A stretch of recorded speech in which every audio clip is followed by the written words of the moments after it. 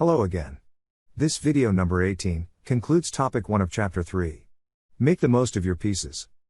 Early in the game, you will want to castle the king to safety. In the endgame, you want to use the king to help escort pawns up the board. When it can't be checkmated, the king can be a strong piece. Like in team sports, all of your pieces should work together, for success in chess. One powerful piece will not be able to compete with many pieces working together. The king is the most important piece in chess, and knowing how to use the king effectively is the difference between winning and losing chess games. From the very beginning to the last move of the game, you need to know when to keep your king safe and when it's time to bring it out of hiding and use it to attack. Let's take a look at some examples of how to use your king. One important part of any chess opening is castling, so that your king can find a safe place to hide. The king hides while the rest of the pieces battle it out in the middle game, trying to control the center, win material, and attack the enemy king. However, if the game gets to the endgame where most of the pieces have been traded away, your king becomes one of the most active, useful pieces on the board. White's king attacks both the knight and pawn. The king is actually quite powerful because he can move in any direction, one space. The king attacks both rooks at once, winning one of them on the next turn. So while the king is not fast, he's strong, as long as the king is not vulnerable. Once most of the major pieces have left the board, the king becomes a very strong piece in the endgame. Now that it's safe to move out of the castled position, both sides should activate their kings, moving them toward the center and trying to help escort the pawns up the board. Watch as one side activates their king and the other just pushes pawns, forgetting that in the endgame, the king is an active piece. White plays f3, opening up a path for the white king to move toward the center. Black should do the same thing by playing f6 or play king to f8. Instead, Black just pushes pawns, and White's king travels up the board and brings home the win. After h5, king f2, g5, king e3, f5, and king d4, Black keeps pushing pawns, forgetting that the pawn on b5 is all alone and could have used help from the black king. Now it's too late. After f4, White plays king to c5. And after g4, White captures the pawn with king takes b5. After g takes f3 and g takes f3, Black finally realizes that the pawns cannot advance without the help of the king, but it's too little, too late. After king f7 and king c6, Black realizes that White is going to promote the b-pawn, so tries to block the promotion square by playing king e7. Dreaming of getting to the b8 square, but White ends all hopes after king c7, preventing the king from getting closer to the pawn, so Black tries to chase after the pawn from behind with king e6. But after b5 and king d5, the king cannot catch White's pawn after b6, and White will promote to a queen and should win the game quickly. After looking at these examples, let's see if you've learned how to use your king. Pawns have been called the soul of chess. This is because the structure and plans in each chess game are determined by the positioning of the pawns. Understanding how to use pawns is one of the most challenging aspects of chess. Pawns may only be worth 1 point each in the scale of chess values, but together they add up to 8. Pawns should be used for 4 main things. First, they're used to control squares. In this position, look how many white pawns control so many key squares in the center.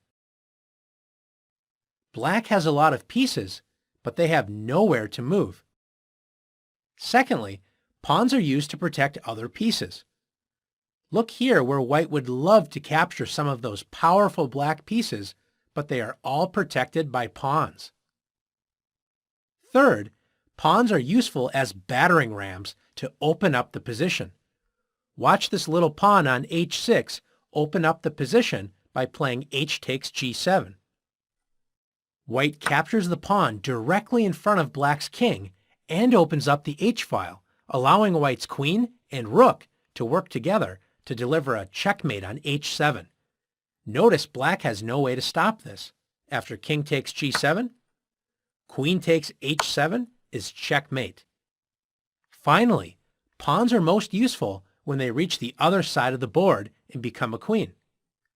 Watch this little guy go. Black tries to catch the pawn with king to c6, but black's king is too far away, and white promotes to a queen. Now let's see if you can make the most of your pawns. Chess is a lot like team sports. You wouldn't send just one football player onto the field to win the game all alone. In chess, you'll want to use all of your pieces working together to achieve the same goal. Let's take a look at this position. Look at white's pieces. Notice how well they are working together. White has a pawn controlling the center, and notice how all of white's pawns are well placed, helping each other out. White's queen and bishop are lined up together on the b1 to h7 diagonal, pointing directly toward black's castled king. White's knight on g5 is aggressively placed, joining the queen and bishop in attacking the king side. White's other knight protects the knight on g5 and also controls key central squares. White's rooks are connected and ready to jump into action on the f-file once white's knight on f3 moves. Now look at black's position. The pawns aren't controlling as many squares, and black has very little control of the center. The rooks are passive, the knights aren't coordinated, black's bishop is unprotected, and what is that queen doing on a7? Let's walk through a few moves to see what will happen. White's rooks are ready to join the rest of the team and enjoy great activity on the f-file, but white's knight on f3 is in the way, so white brings the knight into the center with knight e5. The knight attacks the unprotected bishop on d7 and also opens up the rooks to put pressure on the f-file. Notice how the rooks join the knights in placing pressure on f7. There's 4 attacking pieces total on that square.